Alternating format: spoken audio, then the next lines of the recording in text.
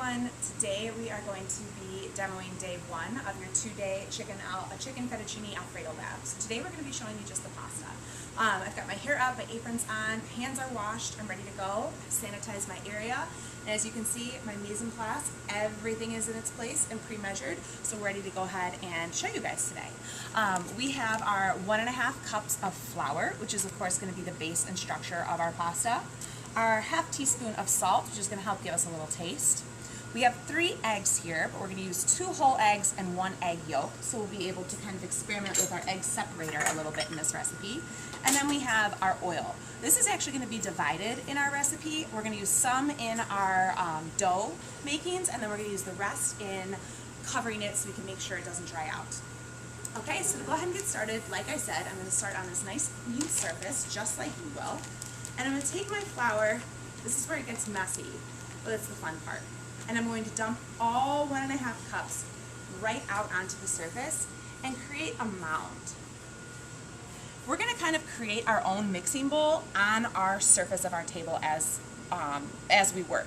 So I've got my nice mound of flour. Now what I want to do is I want to go ahead and use my nice clean fingers. I'm going to make a well right in the middle. Now when you're making this well, you want to make sure you're making it wide enough so you'll be able to mix inside that well, and you want to make sure you're going around your flour wall to make sure it's nice and strong. You don't want any cracks in there because then the egg yolk will then run all over the table. However, when you're mixing, oftentimes the wall will crack and egg yolk will run. Do not panic. We'll go over exactly what to do if that does happen to you. If it does, it's absolutely not the end of the world. So we've got our entire wall here, and this is right here, the well, where we're going to be doing a majority of our mixing. So I'm going to add in 2 whole eggs and 1 egg yolk. So to do that, I'm going to go ahead and take my eggs here. I like to always crack my eggs on a flat surface so that way I can avoid getting much of that shell or any of that shell into my product itself. So there's 1 egg,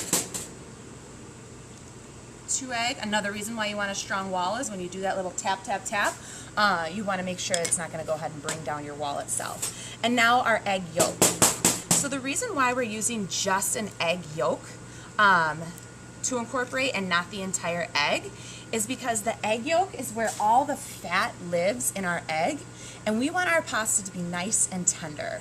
Fat in our recipes is generally a tenderizer. So the more fat we add, the more tender our product is going to be.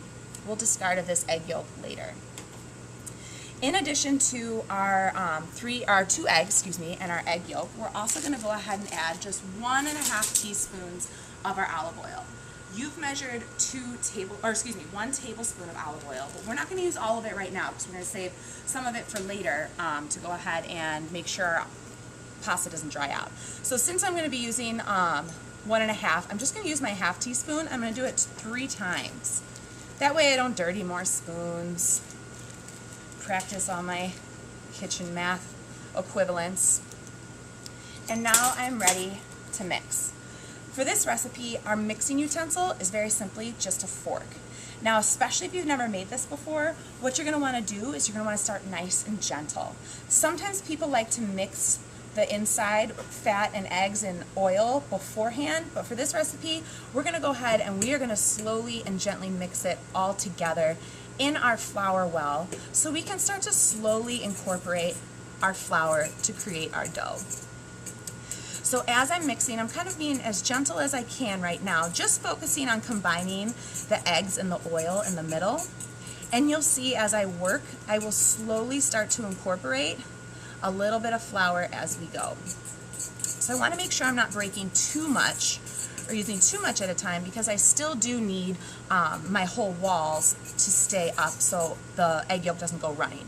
As I start to mix, you'll see this egg yolk mixture will start to thicken, and then it will be a little bit less runny, so we won't have to worry as much about our egg yolk running away from us. But as for right now, this part sometimes takes a little bit of time, especially if it's your first time. You're a little nervous to break that wall, but again, like I said, it's not the end of the world. As you're mixing, you want to start to use one hand to kind of protect that wall as you're slowly scraping the inside and incorporating more flour, because we want to keep our walls as tall as we can until the inside gets a little bit thicker, so it's a little less runny. If it happens where you break your wall, all you need to do is grab some flour from the outer edge of this well and just kind of sprinkle it over there. It'll help stop the run in its tracks, and then you can just use your fork to go ahead and scoop it back. We're going to be using this whole work surface anyway to go ahead and be making our pasta dough, so no worries about it becoming a mess a little bit further on. We're going to be expanding this work surface as we go. So hopefully you're seeing, as I'm slowly incorporating a little more flour, the egg yolk's a little less runny, so I don't really need my hand to protect anymore, and I can go ahead and I can kind of start being a little bit more aggressive with my mixing and incorporating a little bit more flour at a time until it's going to start to form a more dough consistency. So still right now, if I were to take my hands and try to mix it, it's still way too sticky. So I know I still need my fork to help me get the job done to incorporate everything in order to create that dough, because eventually what I'm going to do is I'm going to be using my hands to knead, which of course will help me form some gluten protein to help give my pasta dough its structure. So now that I know my dough is definitely not running away anywhere, I can be a little bit more open with making my pasta dough itself.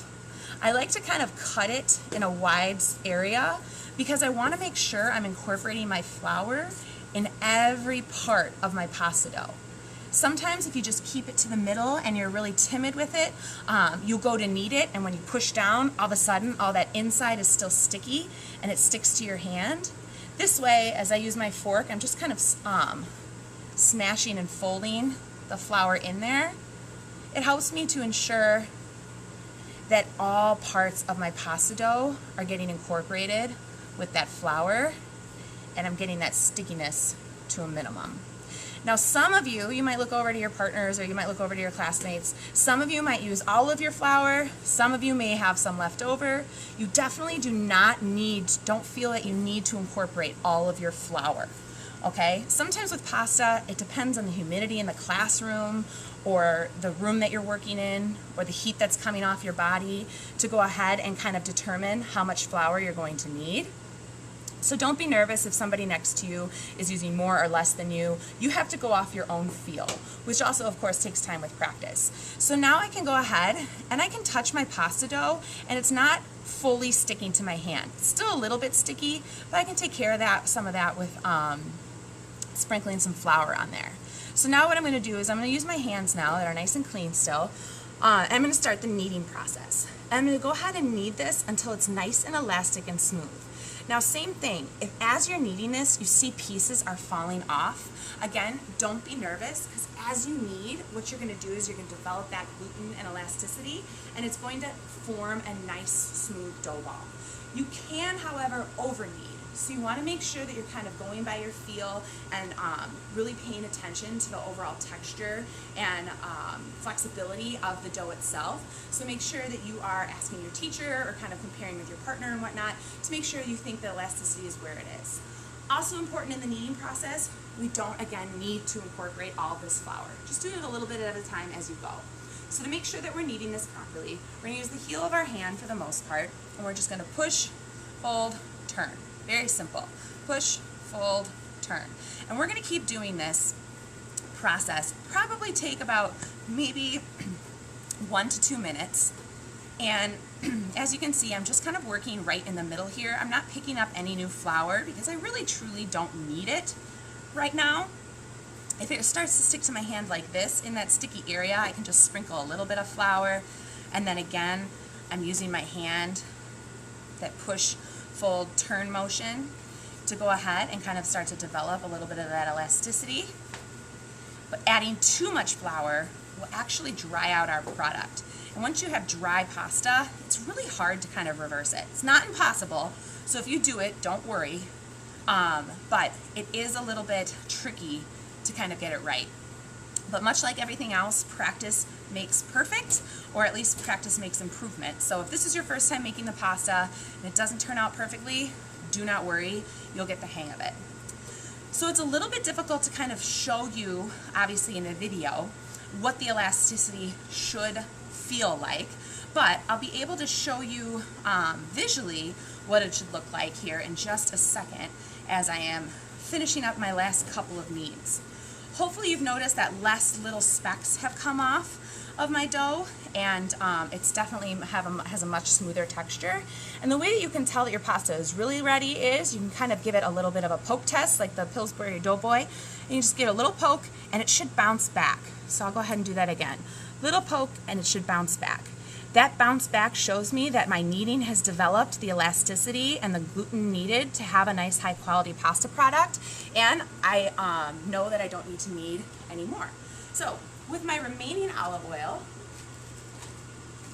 I'm just going to go ahead, you don't have to use all of it, but I'm going to go ahead and dip my pastry brush in my bag and just brush the remaining olive oil onto my dough ball. And what this is going to do is it's going to allow that oil or that fat content to kind of be absorbed a little bit more with the rest of my pasta dough. And the main thing is it's going to make sure that it doesn't dry out. So that's step one of making sure that it doesn't dry out. Just use the last little bit here. It doesn't have to be fully submerged, just a light brushing will go ahead and do the trick. So that's step one of making sure it stays nice and tender. Step two is going to be take your plastic wrap, and I'm going to go ahead and I'm going to put my dough ball right in the middle. And what I like to do is I like to gather the ends here, connect it, and I like to give it a nice twist and wrap, so that way I know no air is getting in, and my oil will go ahead and be absorbed in my pasta dough, and we will store this for day 2. I'll see you guys then. Hi guys, welcome back to day 2 of our pasta dough.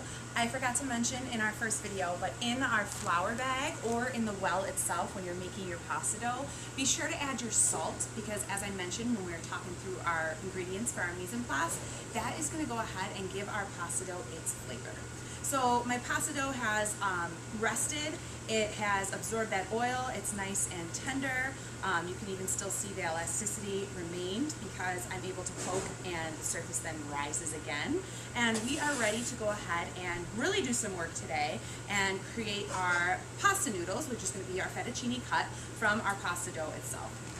So we have some flour with us, not an exact amount, because we're going to go ahead and we're going to use this to determine just how much whatever your pasta needs, depending on how sticky it is after it's rested a little bit. So what we're going to do here with our pasta dough is we're not going to roll all of this out at once. We're going to split it into about 4 different sections. So for your pasta dough and for your pasta noodle makings, your bench scraper or dough scraper is going to be your best friend, because it's really going to help get all that stuff off of your prep table or bench as you guys are cleaning, so you can make sure it's nice and sanitary for your next class. Otherwise, if you go to spray all that flour there and then you go to wipe, you're just going to make a weird paste. So you want to make sure to avoid doing that. So I'm going to use my pasta cutter, or excuse me, my dough scraper, to go ahead. I'm going to make 4 equal pieces. So these, I'm just going to go ahead and I'm going to work with 1 right now. My other 3 I'm going to set to the side, and we're going to cover those just with some film wrap is fine, just to make sure that they don't dry out as we're working. So to go ahead and get started, what I like to do is, with my nice clean hands, is I like to give my pasta dough just a little knead so I can figure out and kind of feel just overall how it's settled and where it might be a little sticky, which will help me determine how much flour I actually end up using. So this feels pretty good. The oil settled and absorbed a lot of fat. You can see it's not sticking to the counter. However, you'll be able to feel that it is still a little bit on the smooth side, or you can almost feel some of the oil in the dough itself. If you can feel that and it feels a little bit sticky, even if it's not sticking to the counter, we want to make sure that we're giving it what I like to call a little bit of a flour shower before we throw it through our machine, because if it's too sticky, it's going to get stuck into the machine and then it's going to be a big mess. However, even if that happens, there is a way around it to go ahead and troubleshoot. There's always a way to go ahead and make sure we fix our mistakes. So I'm just going to take a little small handful of flour. I'm not going to use all of it, because the rest of it I'm actually just going to sprinkle on our machine, which I'll talk to you about in just a second. And I'm just going to lightly knead. Again, I want to make sure I'm not over kneading my flour. But what I want to do here is I want to make sure I'm pressing down hard enough to be sure that the flour is being incorporated throughout my whole product. Because what I'm going to do is I'm going to go ahead and I'm going to use a rolling pin to smooth it out to get it ready to cut. And again, making sure, most importantly, there's no stickiness. So in this process, in this part of your pasta dough, flour is your friend. So I'm going to take my rolling pin, use some of that extra flour down there. And what I'm going to do is I'm just going to kind of lightly stretch into kind of a rectangle shape, but it doesn't have to be perfect. It might look more like an oval shape to you because I want to prep it for feeding through our pasta machine, which I will go through here in just a minute. So our pasta machine is going to go ahead and do two different things for us. It's going to help to flatten and prep our dough for cutting, and of course it's going to cut our fettuccine noodles as well. So what I like to do here is make sure it's about 1/4 of an inch thick before we feed it through anything. And then, like I said, I'm just going to give it another little brief flour shower because I want to make sure it's not going to stick in my machine. And as I flatten it in my machine, which I'll show you here in just a moment, you'll kind of be able to determine and add a little bit more flour as needed as well. So let's go ahead and move over here to our pasta machine. We have two different parts. This part here is for ironing out or flattening and preparing our dough for cutting. And this part here is for actually cutting our noodles. We have two different compartments. One you can see is a little bit thicker for our fettuccine. You can see kind of the thickness of the noodles. And this one here is for angel hair or spaghetti noodles. So depending on what your recipe is, today we're going to be using our fettuccine cutter, but they both essentially do the same thing. In order to make our pasta machine work, we have this crank here that fits into the side of our pasta machine. It's got a little fitting right here, and it just fits right inside like so. As you're working, sometimes it might fall out, not the end of the world, just stick it right back in. In addition to this crank, one of the most important parts of our pasta machine is going to be this dial right here.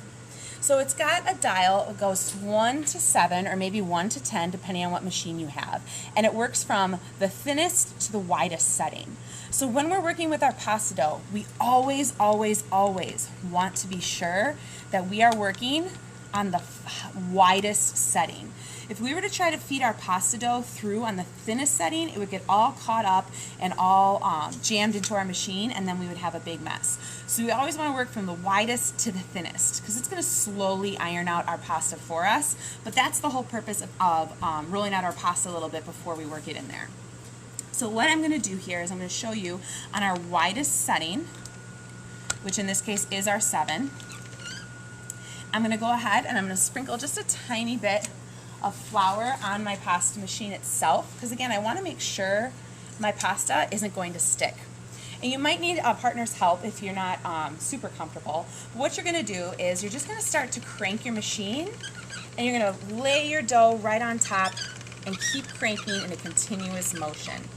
Your pasta should go nice and smoothly through your machine, and I like to do each setting 2 times.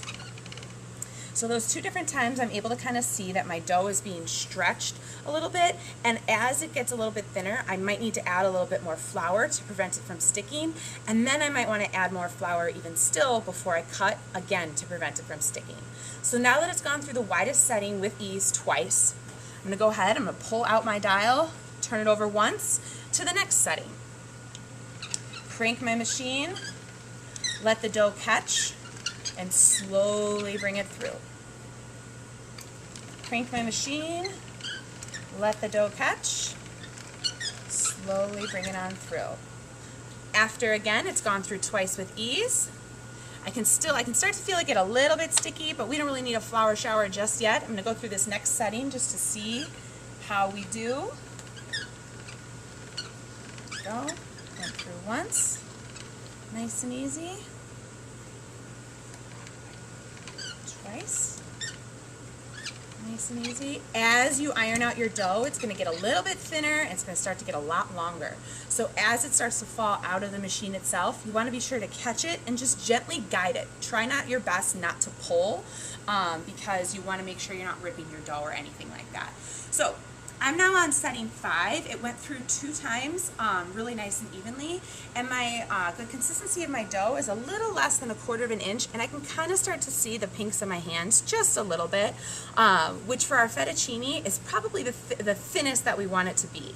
If you were making a different type of pasta where you wanted like a very nice thin texture or consistency, you could go all the way to 1, but that's not necessarily as commonly used. If you want your noodles to be a little bit thinner, a little less chewy, you could definitely do 1 more setting, but for this demonstration I'm just going to go ahead and I'm going to leave it after the 5 setting. So I went through 3 different settings, 2 different times, nice and easy. And now before I transfer over to my noodles, I'm just going to quickly give it what, again, like I call a little flour shower, because I want to be sure that my noodles are not going to stick. The only part about this that sometimes is a little bit of a downside is when you cook it, all these bubbles and things like that form because the starch from the flour can sometimes, start to come off and bake off. But it's better to have full noodles when you're cooking instead of having to fish out a bunch of your dough from your pasta machine. So depending on what you like, I'm going to go ahead and I'm actually going to cut this dough section in half. Because whatever length your dough is, that's what length your noodle is going to be. So to make sure it's not too long, I'm going to go ahead and I'm going to use my dough scraper here. It has so many different uses, and I am going to cut my dough in half. So all my noodles will be about this long, and even still through the pasta machine itself, they could stretch a little bit. So I'm going to be taking my crank here, and just like you saw earlier, it fits into a part of the pasta machine that irons out your dough. Your fettuccine compartment and your spaghetti or angel hair compartment, they also have a little crank that's just the same. So since we're making fettuccine Alfredo, I'm going to go ahead and I'm going to fit my crank right in there. And like I said, I always kind of like to do a little bit of flour. Flour is your friend here. And very similar to how we were doing the other side of the pasta machine, I like to get a crank going first, and I usually like to use the rounded end because it's almost like it looks almost like a tongue, and it gets caught, and then once it catches, it'll pull the rest of your dough through the machine for you. So once it catches, I'm going to go ahead and I'm going to put my hand right underneath the pasta machine, and you'll see that I probably could even use a little bit more flour, but it cuts your noodles nice and evenly, so you have your fettuccine noodles ready to prepare.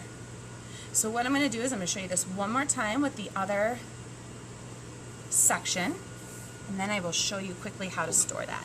But since I learned with that one, since some of my noodles kind of stuck together a little bit, it's a little bit on the stickier side, what I want to do is I'm just going to pat some more of that flour into my dough itself.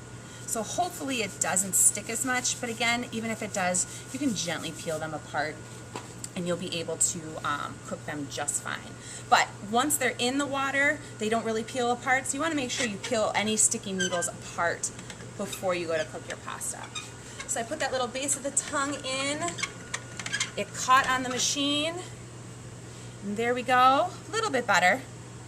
I'm able to kind of break these apart. We have some nice, tender, fresh fettuccine noodles to go ahead and use for our chicken fettuccine Alfredo recipe.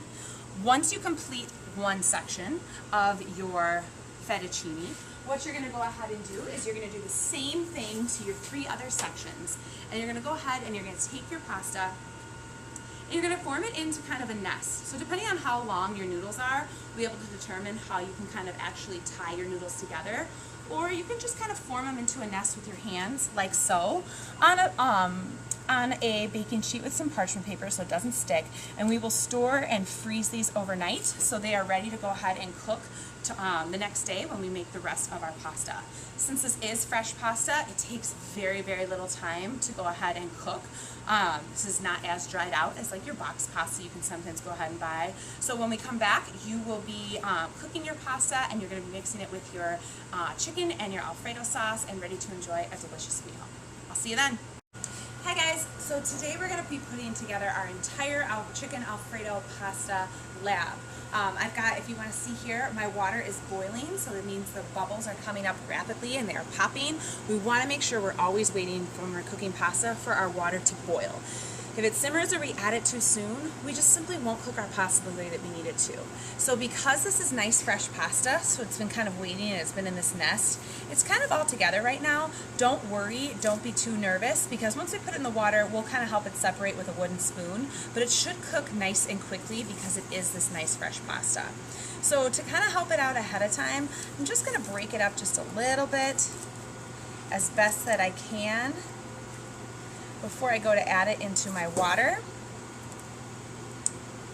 But then if we've got some sticky parts here, like I said, don't worry, we'll break that up once it adds into the water as well. So I'm going to take my pasta, a little bit at a time, gently add it, take a wooden spoon, kind of mix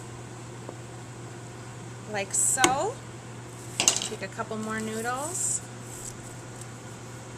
add them on in. So I'm just really making this is just my serving, so it's not going to be as many noodles as you guys will necessarily have.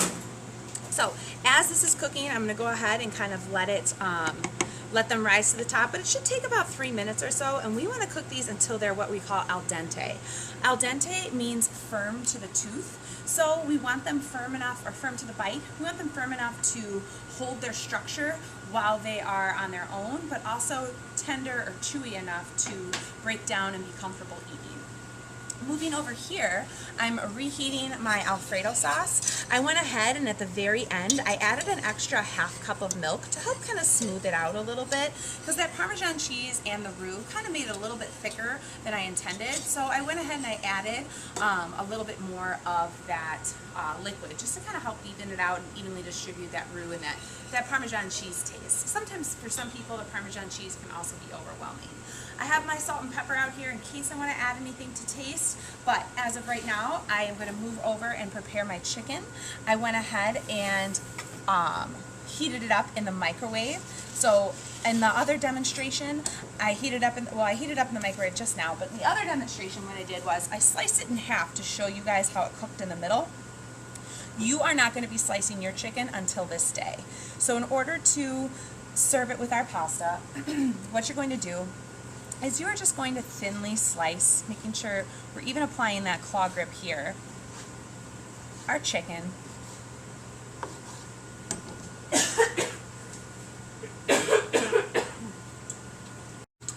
Hi guys, so today now we are going to show you how to make your Alfredo sauce for your chicken Alfredo recipe. As you can see right in front of me, I have my mise en place all prepared. I have my 2 tablespoons of butter.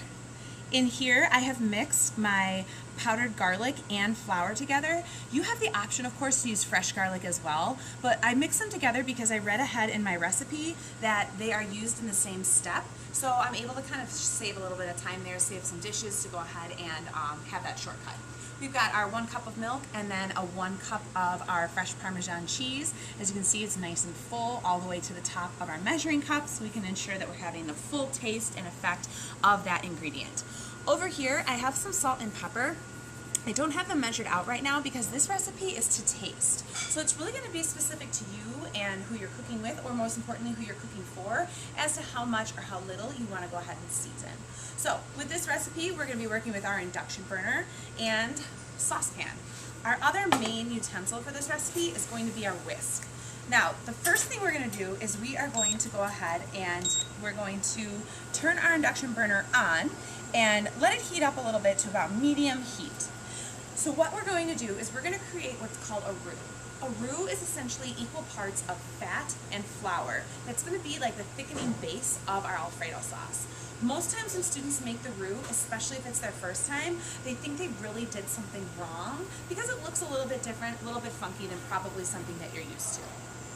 So what I'm going to do is I'm going to go ahead and I'm going to add in my butter.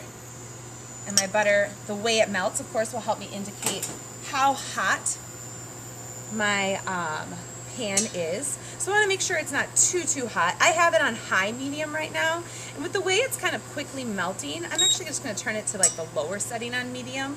So it's about 300 degrees right now. But I want to make sure, I'm even going to turn it down a tiny bit more. I don't want it to be on too high of heat because I don't want the butter to burn, and I also want to make sure I'm not cooking my butter away. So you're going to go ahead and you can use your whisk, you can go ahead and physically move your saucepan as well. The burner's yelling at me because it doesn't feel anything on there. And once it's just about fully melted, I'm going to go ahead and I'm going to add my garlic powder or my fresh garlic, whichever you're using, and my flour. Here's where it gets a little scary for some of you. I'm going to use my whisk now to go ahead and mix together my equal parts of fat and flour. This chunky mixture here is going to be the base of our sauce, and this is the roux that we've created. So sometimes students think that this looks like they did something wrong if they've never made a roux before, but that's actually not the case. This is exactly how you want your roux to go ahead and look.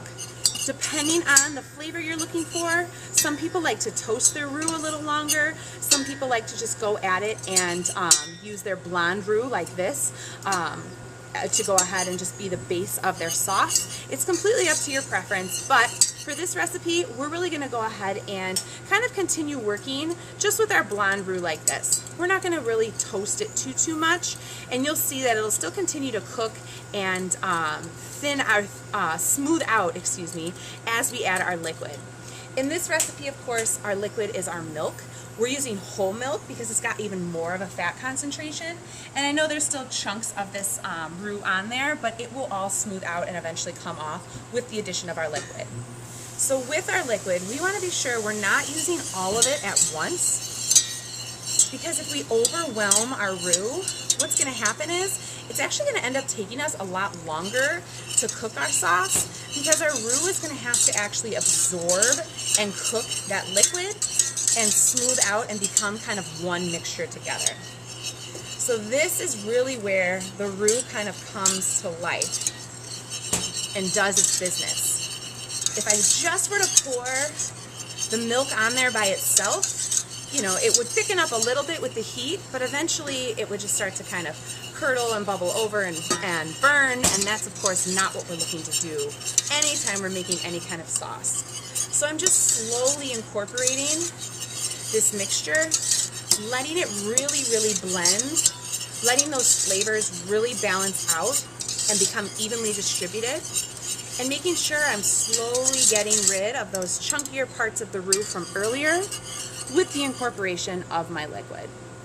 Sometimes students get a little impatient and they like to add a lot at a time, but you'll see if you end up making that mistake ever, you actually end up just cooking your sauce a lot longer, because you can't really speed up the process of combining your roux and your liquid. They have to slowly absorb together regardless of how much or how little you add it. So that's why we like to add it a little bit at a time, so we can let it slowly warm up to each other and slowly kind of get to know each other and flavor each other in the pot.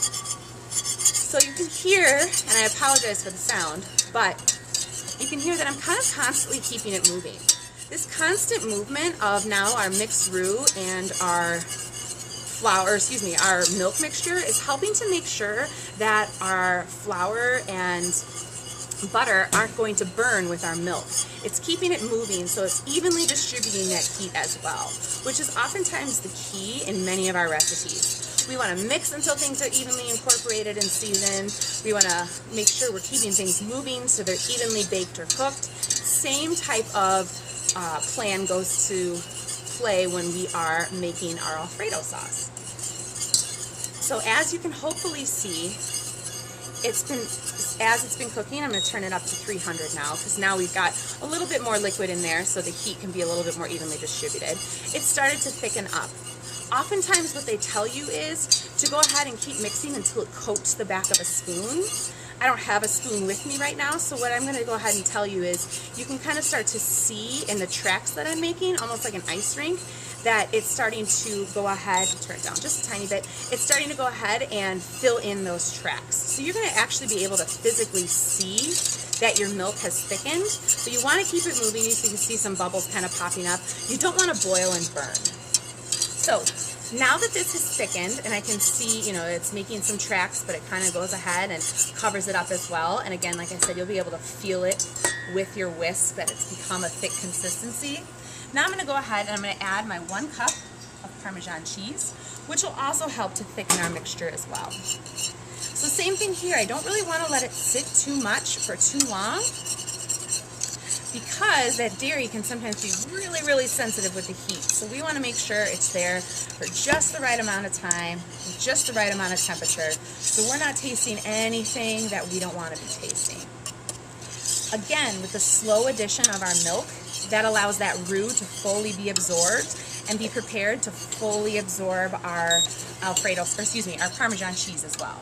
I'm just slowly turning down our heat as I'm making this because my sauce is just about ready and I don't want it to overheat. You can now tell with the addition of the Parmesan cheese, it's nice and thick. And now I've got just a little bit of my salt. Again, depends on who you're working with or who you're cooking for. And I'm just gonna add about a pinch or two of each just to taste. So I'm gonna go ahead, I'm gonna mix in my seasonings. I'm gonna give this a taste. I'm actually gonna turn off my induction burner because I really don't want it to overcook. If your sauce is a little bit on the thick side because it's been on the heat, you can always add a little bit more of your whole milk to help thin it out a little bit. But sometimes as it cools, it also thins out a tiny bit as well. So I can see my flakes of pepper are nice and evenly distributed in my sauce mixture. Of course, I can't see my salt, but it's been absorbed. And what I'm going to do is I'll taste it to see if it is to my liking, and I will serve it with the rest of my recipe and enjoy. We'll see you guys next time. Alright, so we've got our chicken cooking. We went ahead and we cooked it on both sides. But one thing I did want to show you guys is sometimes if we get a little bit too excited with our chicken and we try to rip it across, sometimes a piece of the chicken can go ahead and kind of get stuck onto the pan. So a trick I like to do is I kind of like to give it a little push first to make sure it's all loosened, and then I give it a nice little flip to ensure that I don't rip any of that on there. So once we have our chicken like so, it's nice and evenly cooked. What we're going to do is we're going to go ahead and move over, and I just want to make sure to show you guys that inside my chicken, it's nice and white, and we've cooked the pink out, which shows me that it's not only at a safe temperature, but it's at a hot enough temperature for you guys to go ahead and enjoy. So what we're going to go ahead and do here is we will store these for making it with the rest of our pasta, with the entire Alfredo sauce, the pasta, adding our chicken, and then soon we'll be able to enjoy. If you want to leave it in strips like this, that's completely fine. If you want to cut it down a little bit more, that works too. But as you'll see in this chicken, there's no pink. It's nice white looking feeling, and even if I take my knife, I can feel the texture is nice and tender. So it should complement my pasta dish very well. Moving back over here, it's been a little over 3 minutes. I can tell that my pasta is definitely ready to go. And what I'm going to do is I'm going to walk over to the sink with this big pasta pot and use my colander to go ahead and drain out my noodles. And I'm going to take my noodles and I'm going to add them directly into my Alfredo sauce. This will help keep them hot, and it'll help season everything all in one pan. So I'm going to just remove my big pasta pot from the heat.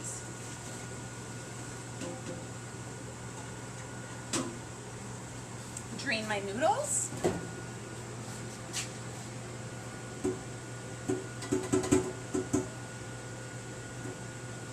Bring them right over by my sauce. But before I do that, I can even kind of they're going to be very hot, but I'll be able to kind of tell by my noodles, just even if I were to just take a little bite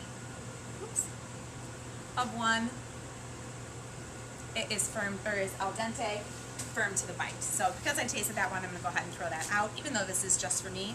Now I'm going to take all of my noodles, add them right into my sauce.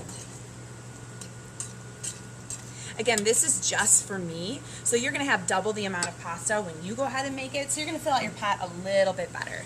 So I'm going to go ahead and mix it into my sauce that's kind of been heating. Same thing when we're reheating our sauce, just like when we were cooking it. We don't want to use too high of heat, because what's going to happen is it could potentially like overcook your sauce or thicken it too much or burn our milk, which is definitely not what we're looking to do at all. So now that I am ready to eat, what I'm going to go ahead and do to serve myself is take a nice helping of my pasta Alfredo, fettuccine Alfredo, from my saucepan to my plate, like so. I will take my chicken, lay it right across the top. I'm going to finish with just a pinch of salt and just a little bit of pepper. And now I am ready to go ahead and enjoy. I hope you guys enjoy the whole process of this recipe and get to enjoy your very end treat, which is your delicious filling chicken fettuccine Alfredo. Have fun!